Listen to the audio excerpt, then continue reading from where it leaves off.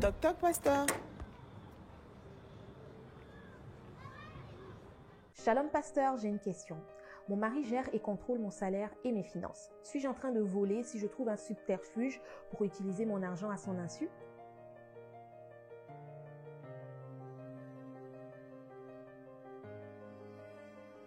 Je gère et contrôle mon salaire et mes finances.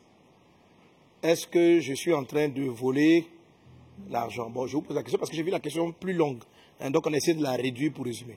Alors, c'est une sœur qui m'a écrit pour me poser la question parce que elle et son mari, voilà, dans leur couple, ils sont convenus. Bon, convenus. En tout cas, elle lui remet, quand elle a un salaire, elle travaille, le mari travaille. Donc, lorsqu'elle a son salaire, elle vient remettre tout le salaire à son mari qui s'occupe des charges, qui lui remet sûrement aussi de l'argent de poche. En tout cas, certaines choses. Et puis, la sœur, elle a certains challenges pour lesquels elle n'a vraiment pas envie de passer par son mari. Alors, elle crée des circonstances et des situations. Je ne sais pas, peut-être qu'elle dit « Ah chérie, je dois l'acheter une robe pour les enfants. » Et puis, elle augmente le prix pour pouvoir... Elle double le prix pour pouvoir avoir un peu plus. Donc, elle utilise ça et puis ça lui a permis de faire certains investissements. Et puis, donc, là, elle a un état de conscience. Elle se pose la question de savoir est-ce qu'elle est en train de voler. Parce qu'elle dit que si son mari attrape, le mari voit vraiment, ça peut causer des crises conjugales. Voilà. Donc, c'est une bonne question. C'est une question qu'on rencontre aussi souvent avec les coachs conjugaux. La gestion des finances dans le couple. La gestion des finances dans le couple. En fait, ta question, ma sœur, relève de la gestion des finances dans le couple. L'occasion pour moi de dire à chacune, à chacun, de participer aux formations pour le mariage. Alors, si vous êtes deux bases d'honneur, on a les formations Eden 1 et Eden 2 qui vont vous préparer au mariage. Et à l'intérieur de cette formation-là, ce genre de questions, ils sont répondus. Amen. Alors, pour répondre à ta question, rapidement, on va aller dans le livre de Corinthiens, je te trouve la référence. 1 Corinthiens chapitre 7, verset 5. 1 Corinthiens chapitre 7, verset 5. Le Seigneur dit là, ne vous privez point l'un de l'autre si ce n'est d'un commun accord. Alors note bien l'expression commun accord, si ce n'est d'un commun accord pour un temps, afin de vaquer à la prière, puis retourner ensemble, de peur que Satan ne vous tente par votre incontinence. Amen. Et si on continue, je dis cela par condescendance, je n'en fais pas un ordre. Je voudrais que tous les hommes fussent comme moi, mais chacun tient de Dieu un don particulier, l'un d'une manière et l'un d'une autre. Amen. On peut même remonter un peu. Je vais remonter même plus haut. Toutefois, pour le verset 2 de 1 Corinthiens 7, le verset 2 de 1 Corinthiens 7, il est dit, toutefois, pour éviter l'impudicité, que chacun ait sa femme et que chaque femme ait son mari. Amen. Parenthèse, là, le verset 2 là, règle aussi les questions de si on peut être polygame ou pas. Ok? Que chaque femme ait son mari et que le mari ait sa femme. On n'a pas dit ses femmes, ou etc. Ok, bref. Que le mari ait sa femme.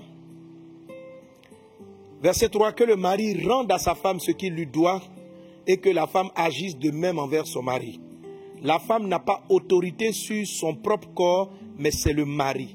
Et pareillement, le mari n'a pas autorité sur son propre corps, mais c'est la femme.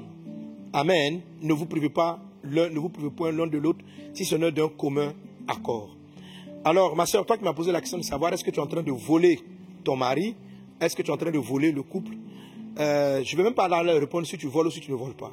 Le problème, c'est que si tu es mal à l'aise par rapport à votre mode de gestion, c'est que ton mari et toi, vous n'êtes pas en accord profondément en ce qui concerne la gestion de vos finances communes. Le mode de gestion que tu as accepté, que vous avez choisi, ne te sied pas. Il ne te sied pas parce que tu aurais voulu avoir une certaine liberté dans la gestion des ressources que ton travail te donne. Ok? Voilà, il n'y a rien dans la parole de Dieu qui dit que la femme, lorsqu'elle travaille, doit venir remettre son salaire au pied de son mari, et puis maintenant le mari va gérer cela à sa guise. Pour certaines femmes, c'est ce qui démontre leur soumission. Pas forcément. Ok? Voilà. Ici, ce n'est même pas l'argent. Dieu va plus loin. Il dit, pour ce qui est de ton corps,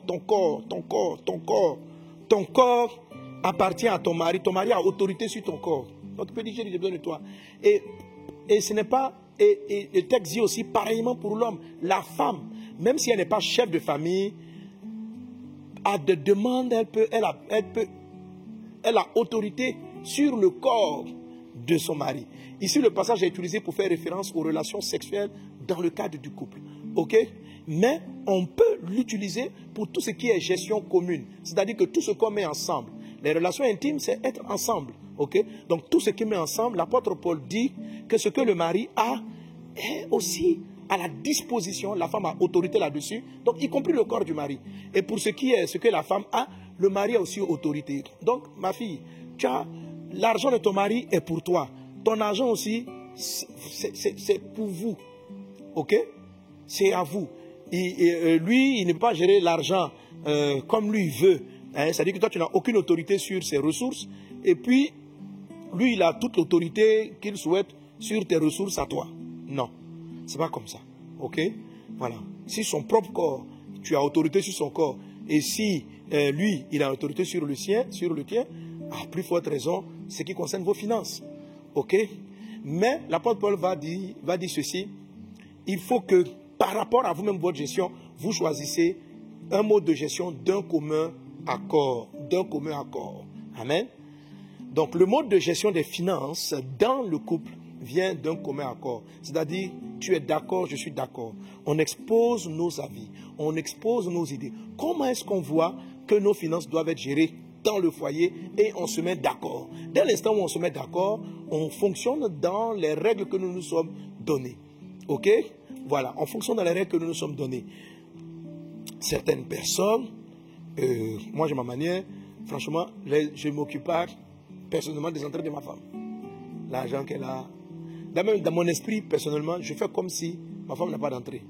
Donc, tout ce qu'elle me demande, je lui donne. Et moi-même, je ne lui demande rien. Parce que pour moi, je suis le chef, c'est moi qui dois apporter. Ok? Voilà, je ne demande rien. Donc, ça lui donne la latitude, avec l'argent qu'elle a, de faire, non seulement d'être libre, ça c'est notre commun accord. C'est comme ça qu'on a décidé de gérer. Ok? Elle aussi, elle a confiance en moi, et puis elle me laisse gérer, et puis bon. Donc d'elle-même, il y a des charges de la maison, il y a beaucoup de charges de la maison qu'elle prend. En fait, moi, je ne sais pas, parce que je ne sais pas qu'est-ce qu'elle prend. Mais tant qu'elle me demande, elle dit, chérie, on a besoin de ceci, voilà. Ça, c'est notre gestion, ok? D'autres vont opter pour une autre forme de gestion. Peu importe la forme que vous choisissez, il faut que ce soit d'un commun accord. La question que tu as posée, c'est que tu n'es pas d'accord avec la forme actuelle. Parce qu'elle ne te donne pas une certaine latitude. Donc, réassieds-toi avec ton mari pour dire, chérie, la manière dont j'ai nos finances, ça ne me met pas à l'aise. Ça ne me met pas à l'aise parce que ça me fait faire des choses qu'on ne s'est pas dites. Voilà.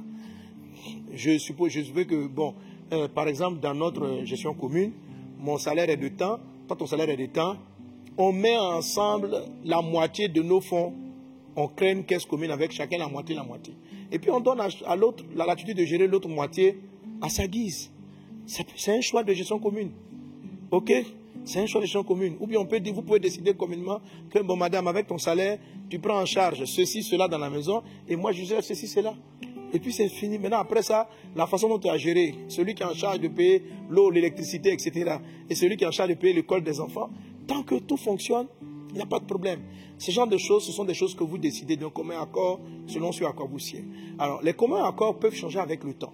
C'est-à-dire, au vu peut-être de quelqu'un qui a eu un meilleur salaire plus tard, ou d'une personne qui doit changer de boulot, qui passe par un creux, qui passe par une épreuve, vous pouvez vous réasseoir et puis redéfinir les éléments de l'accord, parce que l'accord que vous avez pris fonctionnait à un moment donné de votre progression dans le mariage, et puis face à de nouvelles réalités, l'accord a pris une autre tournure. Par exemple, on a décidé de payer l'école, un des conjoints prend en charge l'école des enfants, mais il se peut que, arrivé en phase universitaire, les études coûtent beaucoup plus cher et dépassent les ressources du conjoint qui était en charge de payer l'école des enfants. Okay? Vous vous asseyez et puis vous redéfinissez le commun accord. L'apôtre Paul, ici en parlant, nous montre vraiment la valeur de décider d'un commun accord. Notre bien, c'est d'un commun accord. C'est-à-dire que tu es d'accord, je suis d'accord. Ce n'est pas un truc qui a la toute-puissance et qui décide, lui, que ce soit la femme. Parce qu'il y a des femmes aussi, elles sont tellement dangereuses qu'elles viennent, elle dit, c'est ma maison, envoie ton argent, monsieur mon mari. Et puis, non. Qu'est-ce qui vous met à l'aise? Qu'est-ce qui vous gêne? partagez cela sans dispute, mettez-vous d'accord et puis fonctionnez avec cela et révisitez votre accord face aux nouvelles réalités qui s'imposent à vous par rapport à l'évolution de la société ou des circonstances de la vie. Réévaluez votre accord et mettez-le à jour. Alléluia. C'est ce que je voulais donc te répondre. Donc dans le fond, il ne faut pas rester là dans cette situation-là. Je vole ou je ne vole pas, mais il faut carrément repartir à la base pour dire chérie, la manière dont j'ai, ça ne me permet pas parce qu'il y a des choses que je veux faire. Il y a des choses que la femme a envie de faire, n'a pas envie d'expliquer à son mari. Pourquoi tu vas tout lui expliquer? Vous voyez, souvent ce genre de gestion-là, ça vient d'un manque de confiance. Ça vient d'un manque de confiance. Voilà. Donc, c'est le manque de confiance qu'il faut résoudre et non discuter sur les histoires d'argent. Hein? Pourquoi tu n'as pas confiance que je gère l'argent? Tu penses que je fais du gaspillage, que je vais l'utiliser à faire... Mais laisse-la, laisse-la. Si elle a envie de s'habiller un peu à son argent, de se faire plaisir un peu, laisse-la tranquille. Tu vois? Le plus important, c'est qu'elle fasse la part de l'accord. Ok? Le mari... Bon, en tout cas, moi-même, je permets ça. En fait, parce que je me dis que ça me permet de faire des surprises. Si tu connais tout ce que ta femme fait, frère, quelle surprise elle peut te faire? Elle ne peut rien te faire, elle peut pas te faire un cadeau. Tu vois? Elle ne peut même pas te surprendre. Donc, hein? Le frère, si tu es un frère qui est dans cette situation, écoute-moi un peu. Laisse ta femme un peu tranquille. Laisse-la. Il faut lui faire confiance. Mais là, si tu n'as pas confiance à sa vie, c'est ce qu'il faut régler et non essayer de la contrôler. Tu fais quoi avec l'argent? Tu fais quoi avec l'argent? Ce n'est pas un bébé, c'est pas un bébé. C'est l'homme et la femme qui se marient, ce n'est pas un enfant. On dit non, ma femme, elle gaspille trop. Bon, si elle gaspille, mettez-vous d'accord pour ne plus qu'elle gaspille. Et puis après, elle est mature, c'est une femme qui s'est mariée. Laisse-la gérer sa vie. Voilà. On ne marie pas un homme, ne marie pas un bébé. Une femme ne marie pas un enfant. Ne vous infantilisez pas dans votre couple, tout de même. Ne vous infantilisez pas. Vous êtes des adultes, qui vous êtes mariés. Ça veut dire que vous avez acquis des choses. Et on voit clairement que Dieu ne dénie pas le choix, les désirs des uns et des autres. Chacun a sa place, ses idées, sa valeur, tout est important. Il faut juste les mettre en accord et puis choisir le mode de fonctionnement. Que Dieu te bénisse abondamment. Alléluia. J'espère, chères sœurs et vous tous qui avez écouté cette réponse, que vous puissiez trouver à l'intérieur une sagesse de Dieu. Que Dieu bénisse ton foyer, que Dieu bénisse tout ce qui est gestion commune. Parce que ma réponse a touché tout ce qui était gestion commune. Que Dieu bénisse vos gestions communes. Amen, amen, amen.